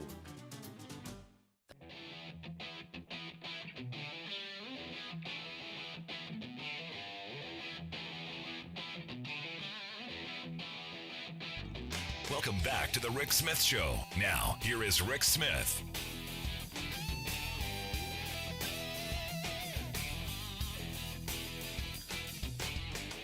So lots to get to. If you miss any portion of the program, make sure you grab the podcast wherever you find your favorite podcast. You'll find ours. Let's quick go to the phones. Got Mark in Illinois on line 3. Mark, how are we doing today? We got to get Mark into the queue. Hey, Mark, how are you? Thanks for having my call, Mr. Smith. I just want to say it was a breath of fresh air to hear you talk about the tax code. I strongly feel that would help a lot of issues in America. And it's funny, I'm usually fiscally conservative. I had a 3-hour conversation with my brother who lives in California. And we were talking about just how divided America is. You know, he's a lot more liberal than I am, but yeah, uniting the country would be nice. We feel things are more tribal, but I keep telling him this tax code thing, it just leads to so many issues, you know, whether you're liberal, conservative, middle, and it's just a breath of fresh air to hear you say that. And again, I'm fiscally conservative, and it's just amazing how much money goes away and out of control by not having a tax code that the simple taxpayer can understand, you know? 8 pages. Why is it so hard, right? No, look, our tax code is difficult for a reason, so rich people can get away with jumping through loopholes. I would like to see it simplified as well, but I would also like to have it go back to the days of the good socialist president Dwight Eisenhower, where the bigger your shoulders, the more water you carry. You know, we had, I think, 1,000 tax rates during the Eisenhower years. And the dollar, the power of the dollar, and what you can get in the 50s and 60s, or even 40 years ago. I mean, yeah, I was talking to my brother about that, and I said, Joe, the power of the dollar is crap right now. I said, it's so diluted. I said, here, you can only get it 2 ways. You tax or you print it. And I said, the promise of the American dollar, put it back on the gold standard, shrink the tax code, and then you see how lean you're forced to be and how it benefits everyone across the board. Putting it back on the gold standard, that might be just as challenging as reducing the tax code. That'd be impossible. 10 pages. It'd be impossible to go back to the gold standard. There's not enough gold. And how do you deficit spend? I mean, you tell any household, spend on a deficit. That's not possible. You're not leading by example, and it's not healthy. And, of course, it's 78, what do you say, debt ceiling increases. I'm just saying, as a taxpayer, I guess I would expect them to kind of balance the budget and kind of know, how are you going to fund something? I mean, why would you want to fund? I mean, I don't. No, Mark, this is where I think we can agree. I think what you have to do is you have to raise revenue like most households do when they're running a deficit. You don't not fix the hole in the roof. If you've got a hole in the roof, you got to make more money. You got to bring more money in. And if you need to borrow, you borrow. I'm not against borrowing, especially if you're investing in it ways that are gonna help us down the road. So if it's done right, you got income coming out. If you have expenditures going out, and if you pay the working man more, we're going to spend more. There goes the GDP. Now the economy's kind of going around, and but printing money falsely. I mean, we see inflation. Now you got to raise rates. You raise rates. No one wants to buy a home now because the cost of a home ownership is. I mean, there's so many reasons just to kind of get in check. Gold standard, reduce tax code. I mean, I seriously feel that everyone wants to get to that end point. They just have different ways to go about it. Yeah, and, other motives get in the way, and that's kind of what needs to be kept in check. There's no performance review with someone, in Congress or the Senate. I mean, here, if I didn't show up for a session or I didn't show up for work, I'd be fired. I have to go through performance reviews if I want to raise. Not one politician goes through that. We call them elections. But sometimes I think a shorter leash to hold people accountable, that might be a good thing. I don't know. I'm with what you. Do you think? I'm with you. I'm not with you with the gold standard. I don't think we can go back to that. But I'm with you on the tax code and bringing people back together on good spending versus bad spending. Oh, so yeah. There's a lot of good well, there, Mark. They want to make currency digital now. They want to go cashless. I'm opposed to that. I've been to places where they won't accept my American greenback, and I said that should be a federal offense. That just sends the wrong message. It's just me though. Maybe I'm extreme, but hey, thanks again for your call. I appreciate it. And you have a good night. Enjoy your holiday weekend, sir. You too, Mark. Thank you so much. No, I don't think we can go back to the gold standard because there isn't enough gold in Fort Knox to cover what we've already got, and it's restrictive. Look, there are times where you need to borrow money. There are times that you need to expand, and then there are times when you need to contract. When times are tough, like during the pandemic, maybe you need to borrow to help. When times were good, as they were during the Clinton years, that's when you start paying things back. Let's go to the phone. Got my good friend Bob Ney, former Ohio congressman and political analyst, on the line to share some thoughts on the top stories of the day. Bob, thanks for taking time for us. Hey, thank you, Rick. So I got to get your thoughts on evidently, I don't know if you saw this, and I know you keep saying that Trump is not going to be not going to go to jail for the documents thing, but I got to tell you, it's not looking good for him. When it's been reported that they staged kind of a, how'd they put it, kind of a charade around moving the documents around, like a practice, moving the documents around seems kind of like an intent kind of thing going on there? Well, look, if we look at this whole thing, because this story, of course, is where the employees moved boxes, and it was it was all the time, but it was before the big part of the story. It was the day before the DOJ went to Mar-a-Lago. Right. So obviously, when you read that, you're like, okay, why did they move them, and why the day before were they moving them? And they have evidence that this was kept in a visible place in the office. It was shown to others. So this is all coming out. I'm still going to argue, though, that the Justice Department will not pull the trigger, and part of the reason is that Trump is going to have protection of who handled the boxes. Did he actually order them to be moved? And if he did, why? Was it, so they could clean? I mean, there's just so much to this. He would say that. Yeah. Oh, absolutely. Yeah, that's nothing I make up. It was Ivanka's fault.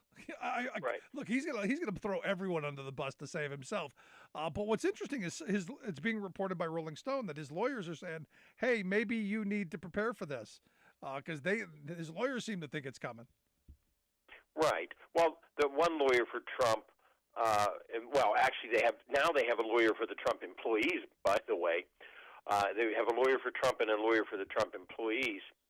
But one of the lawyers for the Trump employees said that his client had been trying to help Trump, a Trump aide. I guess his name was Walt Nata. I don't know if I got that right, and didn't know what the boxes held. And they were seen on, of course, security video, moving boxes into the storage area. And then they said, well, this guy, Mr. Nada, volunteered to help move the boxes, which raises a really particular question of volunteers, were the cook and the cleaners moving classified documents around? I mean, really? Yeah.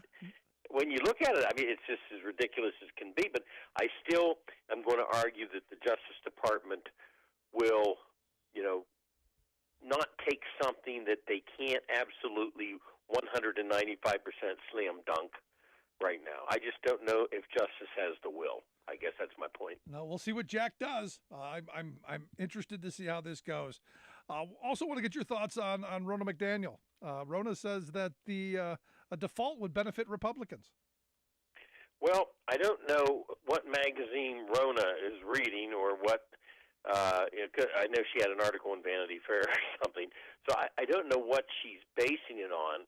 But this is a no-win, and it's a no-win for anybody. Again, if you look statistically, 39% of the people are going to blame Biden, and 39% of the people, Biden and the Democrats, but more Biden, and 39% of the people will blame the Republicans is what's going to happen. So Ronna McDaniel can dream all day long that the default would bode, her quote was, very well for the GOP. Yeah. With corporate America, what's going to happen, Rick? You know it, and I know it. We've talked about it. If this goes into default, the corporations are going to be speed dialing the Republican members of Congress, and a certain amount of Republican members of Congress are going to freak. And then after the fact, if this happens, then after the fact, they try to resolve the thing after they've jumped off the diving board and the pool's empty. So she's wrong. This cannot benefit them whatsoever. Now, if they want to beat the drum of balancing the nation's budget, take it through the process, budget by budget, line item by line item, bring out their amendments, that's fine and dandy. That's the process. Yeah. Doing this here and holding to it and causing the default, that is not the process. No, and look, I want a budget process. I want us to debate spending. I want us to spend on the right things. I want us to be fiscally responsible. We haven't done that for quite some time, and things have gotten a little bit out of hand. I don't think we're in as much trouble as the right wants us to believe. Most households in this country are in much worse debt than the country's in. But it's one of those things that you gotta start looking at. Yeah, sure. You have to look at it, and then here's the other thing. Politically, I mean, I wouldn't wish default on anybody. Nope. And if anybody thinks, well, okay, wow, let's the default and Biden defaults, and look what it's going to do to him, or the Republicans default, look what it's going to do to them. What's going to be relevant is what it's going to do to the country, and how do you drag it back? And the Chinese are waiting for this to happen. They want to be the world currency. Absolutely. This is just another spike in the coffin. No, and this is the part that just, this is short-term political thinking on the Republicans' part. They think that, Rona and Gates, Gates with his, why would we negotiate with the hostage? This kind of nonsense is short-term thinking. Oh, this is going to be bad for Biden in 2024, but it's going to be bad for the country going forward, because if we do lose that reserve currency status, then things get a lot more difficult. Then, as we had a caller before, so we need to go back to the gold standard. That's never going to happen, but things are going to get a lot tighter if we're no longer the reserve currency. Well, no, you're correct, and I'll throw this out here. If we're no longer the reserve currency and you start to see the oil countries convert off of the dollar into, the yuan, the Chinese currency, then we're in big-time trouble, too, in many, many ways. Listen to the Rick Smith Show here with former Ohio Congressman and political analyst Bob Ney. I want to get your thoughts, Bob, on on our white bin Laden, Stuart Rhodes, 18-year sentence for seditious conspiracy. Is that enough? 18 years. I thought that the guy that put the feet on the desk should have been gotten more time. Yeah. But you're talking about the bin Laden from the Brookings article? Well, I call him White Bin Laden. His name's Stuart Rhodes, the founder of the Oath Keepers. He was sentenced today to 18 years. His Florida partner, Kelly, male guy named Kelly Meggs, he got 12 years for seditious conspiracy. There was the reason I said there was an Al Qaeda Today 18 years later article today from Brookings, and I thought maybe that was what you were talking about at first. I'm all for sentences. I'm all for long sentences on this. It was serious. I was dismayed when this first began because the sentences were light. I thought heavy sentences at first would create more plea deals. I think this sentence could create more plea deals and wrap this up. I think it could. Well, I hope so. Look, at the end of the day, and what I want the Republican Party to do is denounce this. I mean, you saw Trump on CNN say he would consider pardoning all these criminals. Right. DeSantis, during his failed launch on Twitter yesterday, said that he would consider also, pardoning not just these criminals, but Trump as well. Mm-hmm. Yeah. Well, when I saw the statement by Trump, I was just so dismayed to come out and say, hey, I'm going to pardon these people. They've been through the process. And, Stuart Rhodes right now is the longest sentence, and it's the first defendant, I think, convicted of sedition, isn't he? I think so. Yeah, him and this Meggs guy they were both convicted of seditious conspiracy. First since, I guess, 2010 is what right. I read. And it's the most severe penalty in more than, there's 1,000 criminal cases stemming from this attack in the Capitol. And I think it's the first to have been given to any of the main members of the Oath Keepers. So this is a sign out there. I will bet you there'll be some plea deals after this one. Yeah, well, I hope so. Look, let's get these people locked up. It's sedition. Also want to get your thought on our Supreme Court, our corporate Supreme Court. Our quote of the day from Senator Sheldon Whitehouse from Rhode Island. The polluters paid for this court, and this is part of their reward, talking about the decision today to basically roll back the Environmental Protection Agency's power to rule on water, clean air and water. Thoughts on again moving back from letting the EPA regulate the water and air and all that?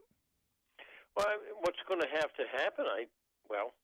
It's going to be tough now with the control of the House, but as far as the the rollback, it will not be good for the country. Obviously, it'll be dangerous. I don't know if there's enough pressure to get X amount of Republicans on board with this, to codify this.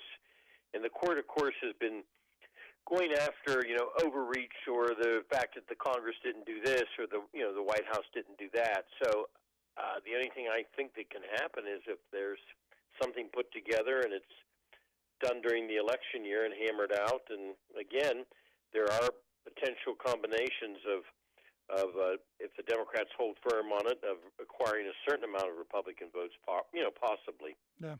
Now, what I found interesting. That's the long way around. Yeah. What I found interesting is one of the articles, I put it this way. It said, in a concurrent opinion pushing for even less regulatory power, Thomas and Justice Neil Gorsuch said their Supreme Court colleagues narrowly ruled what the term waters means, but not the scope of EPA powers. So we're defining what waters are. That's all this was really about. But right. It's constricting the ability of the EPA to regulate these marshlands and regulate what can be dumped into them. So right. I got to assume this is a win for corporate America. Oh, yeah, I believe so. And the Supreme Court, of course, is what they're doing. This is what's really interesting about this ruling, too. They created, I'm going to say created, a more stringent test as to whether the Clean Water Act applies, and in the course of the wetlands. But what's interesting about it is the Supreme Court now, in my opinion, micromanaging and creating stringent tests of the system. So I thought it was quite a bizarre way to rule on it, and it basically is going to attack the Clean Water Act, which has been here quite a long time. Yeah, no, this is one of those things where, we've been talking about for a while here on the program about, could this be the end of the Chevron doctrine, which has been in place for a while, that gives these regulatory agencies, because they have the expertise to regulate themselves and to do what they think is necessary without everything being explicitly written out, because you can't explicitly write every single thing out. Of what these experts know. You've got to defer to their knowledge and their ability to do what the law's intent was, and not just the letter of the law. At least that's how I understood it. But this kind of shows me that that's going to be by the wayside very soon. Right, because again, they're getting into creating the stringent test, not just a ruling. It's almost like they're making law within law. And then the other thing that I don't know if it's being talked about that much, but it should be, is the fact that under these rulings, then the long wetlands that were regulated forever, in the United States and were covered by the Clean Water Act, they were under it, not only affects water quality, but according to what I read today, flood control throughout the United States is going to be affected. Flood control throughout the U.S. That's just peachy. Finally, I want to get your thoughts on John Roberts' statement that they're going to take care of themselves, that they should be left alone. They're going to adhere to the highest standard of conduct. They've signed on evidently to a memo, and evidently he's dismayed. He's dismayed that judges are heckled and shouted down at law schools. Protesters are outside the homes of justices. He doesn't think they should need 24-hour protection. But I don't think he sees why people are so angry with the court. His first comments after this whole Clarence Thomas fiasco was Tuesday night. That's first of all, that's the first mistake, I think. Yeah. Because if nobody's going to step in, and the Department of Justice is not stepping in, and the Congress can't step in, et cetera, then Roberts is the one that has to do something as Chief Justice. And he now, finally makes a statement. And, of course, the whole Thomas thing, it's almost like it hasn't existed anymore. Where's his statements about, looking into what Thomas did or didn't do and how they then changed their internal law, on it. I was mentioned, by the way, on Morning Joe, by Morning Joe, about his friends went to jail for a trip, but Clarence Thomas is sort of running around and everybody's saying, he's being picked upon. I thought it was kind of an interesting article. That is interesting. And what I find interesting also is Harlan Crow, his, Thomas's benefactor, He doesn't believe Congress should have the authority to oversee any of that. As someone who served in Congress, thoughts? He wants to oversee it. Of course, he doesn't want Congress to oversee it. Harlan wants to oversee it his way. And I think the most dismaying thing about this is the fact that is Roberts going to remain silent on this? What about point by point? Where does he stand on what Thomas did or didn't do? And if Thomas, skirted the law because the law is not clear, then what does Roberts specifically do about this? And I think here's the worst part about it, Rick. Who calls Roberts to task to answer these questions? Who? That's a good question. Who does? Is he so above the law that nobody can dare question him because he is the Chief Justice, and therefore it sits in his hands until we all forget about it? Yeah, I mean, isn't that supposed to be Congress's job? You can impeach a justice. Right. So if they want to change at some point in time, they've got to put pressure on him, and he's got to answer questions, not just sit back and say, "Well, I'm okay. I think we need to be at the highest conduct," but he doesn't want to tell how you get there. That's it. The devil's in the details, as always. That's it. Bob, I appreciate the time. Have a great holiday weekend. I look forward to having you back again soon. Thank you. Our good friend Bob Ney. Want to hear your thoughts. Going to take a quick break. Right back after this. Email me, rick@thericksmithshow.com. Right back.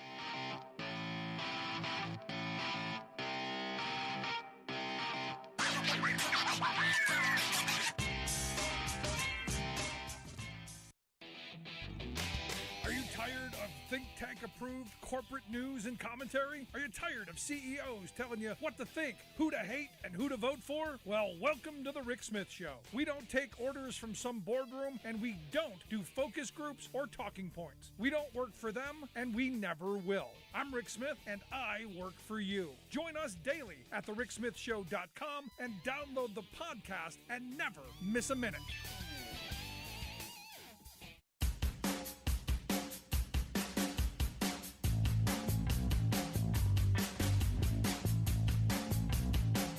So looking forward to the big holiday weekend, Memorial Day. The official, I guess, beginning of summer. I know my kids are thrilled about school should be over in a couple of days after that. It's the beginning, but we're ticking down to default day. Now we here at the show going to be taking a couple of days off for the big holiday, and then we've got a retooling coming up in the 5th of June through the 9th. We will be running best of that week as we retool and revamp and new technology and stuff that I don't get yet, but we're going to figure it out. That's the new studio space. Looking forward to that. We've been building towards this, so we're going to be taking a little hiatus, just a short period of time. I still want to hear from people. Email me, rick@thericksmithshow.com. I'm going to play some dates from our Working Class Hero Tour. And again, what I found really important about that tour is when you talk to people face to face. This is the important part for me. When you get in a room with people, agree with them, disagree with them, people are so much nicer to each other. Social media is what it is. It's a cesspool of us being the worst versions of ourselves. Nothing gets settled there. But when you come together in a room and you talk about issues, real issues, not just I have to win, I think we can change things. And I think we can have the country that we all want and do it in a way where we lift people up instead of tearing people down. And that is my hope. So I wish everyone a good holiday weekend. Enjoy friends and family. Enjoy time with each other. I'm looking forward to coming back.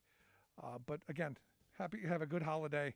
Remember the meaning of the holiday and spend time with your family. I appreciate you tuning in. Love the thoughts. Email me, rick@thericksmithshow.com. If you miss any portion of the program, grab the podcast. Wherever you find your favorite podcast, you'll find ours. Thanks so much for tuning in. We'll see you back here next time.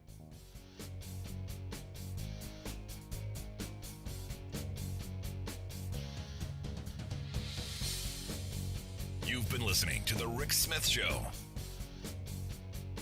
Email Rick at rick@thericksmithshow.com.